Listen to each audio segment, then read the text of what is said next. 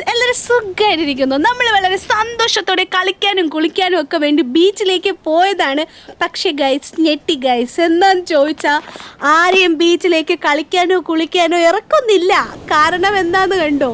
നമ്മുടെ നടപ്പാത വരെ കടൽ കയറുന്ന രീതിയിലുള്ള ശക്തിക്ക് തിര അടിക്കുകയാണ്. എന്താ ഇത് പെട്ടെന്ന് പറ്റിയേ? തലേ ദിവസം നമ്മൾ ബീച്ചിൽ പോയപ്പോൾ ഇങ്ങനെ ഒന്നും ഇല്ലായിരുന്നു. മിക്കയിടത്തും ഡേഞ്ചർ കൊടികൾ വരെ കുത്തി വെച്ചിട്ടുണ്ട്. എന്താ പറ്റിയെന്ന് അന്താളിച്ച് നിന്നപ്പോൾ അടുത്ത് നിന്ന് ചേട്ടൻ പറഞ്ഞു സുനാമി വരാൻ പോവുകയാണ് എന്ന്.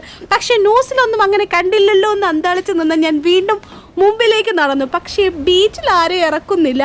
കടൽ ആക്ടിവിറ്റി, അതായത് നമ്മുടെ ബീച്ച് ആക്ടിവിറ്റി ഒന്നുമില്ല. ബോട്ടിംഗ് ഇല്ല, പാരാസൈലിംഗ്, സ്കൂബ, അങ്ങനെ ഒരു പരിപാടിയില്ല. കാരണം അത്രയും ഫോഴ്സിൽ തിര അടിക്കുകയാണ്. ഈസ്റ്റർ ദിവസം ആയത് കാരണം തന്നെ നല്ല തിരക്കാണ്. എല്ലാവരും ബീച്ചൊക്കെ എൻജോയ് ചെയ്യാൻ വിചാരിച്ച് വന്നതായിരിക്കും. പക്ഷെ കണ്ടോ, നടപ്പാത വരെ നമ്മുടെ തിര അടിച്ച് കയറുകയാണ്.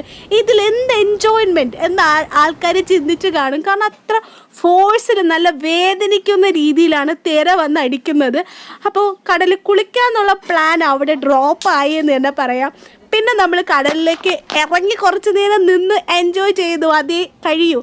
നമ്മൾ വീട്ടിൽ വന്ന് ന്യൂസ് കണ്ടപ്പോഴാണ് മനസ്സിലായത് കള്ളക്കടൽ പ്രതിഭാസമാണ്. കുറേ സ്ഥലങ്ങളിൽ വെള്ളം കയറി, തിര കയറി എന്നൊക്കെ കേട്ടു. ഞങ്ങളത് ലൈവായിട്ട് കണ്ടു. കോവളം ബീച്ചിലെ ഇപ്പോഴത്തെ അവസ്ഥ അതാണ്. ഈ 2-3 ദിവസത്തേക്ക് ബീച്ചിലേക്കൊക്കെ പോകാൻ പ്ലാൻ ചെയ്തിരിക്കുന്നവർ അതൊക്കെ ഒന്ന് ഡ്രോപ്പ് ചെയ്തേക്കും. കാരണം ഒരു പരിപാടിയും നടക്കത്തില്ല. കാരണം നല്ല ശക്തിക്ക് തിര അടിക്കുകയാണ്. അതുപോലെ തന്നെ നല്ല ഹൈറ്റിലൊക്കെയാണ് തിര വരുന്നത്. ദേഹത്തൊക്കെ കൊണ്ട് നന്നായിട്ട് വേദനിക്കുന്ന രീതിയിലാണ് കടലിൻ്റെ തിര അടിയെന്ന് തന്നെ പറയാം. കാരണം നടപ്പാത വരെയൊക്കെ പൊട്ടിപ്പോകുന്ന രീതിയിലാണ് തിര അടിക്കുന്നത്. ഇതെന്താ സംഭവിക്കുന്നത് ഒരു പിടിയില്ല. അപ്പോൾ 2 ദിവസത്തേക്ക് ആരും ബീച്ചിലേക്കൊന്നും പോകണ്ട കേട്ടോ. കാരണം നമ്മുടെ കടലിൽ ചെന്ന് നമുക്ക് എൻജോയ് ചെയ്യാൻ ഒന്നും പറ്റത്തില്ല. ഞങ്ങൾ പോയി ആകെ അമ്പിളി പറ്റിയ രീതിയിലേക്ക് ഞങ്ങൾ തിരിച്ചു വന്നു. ആ ഒരു അവസ്ഥയായിരുന്നു. അപ്പോൾ അത്രയൊക്കെ ഉള്ളൂ. നമുക്ക് വീണ്ടും കാണാം. Ta ta, bye bye, see U.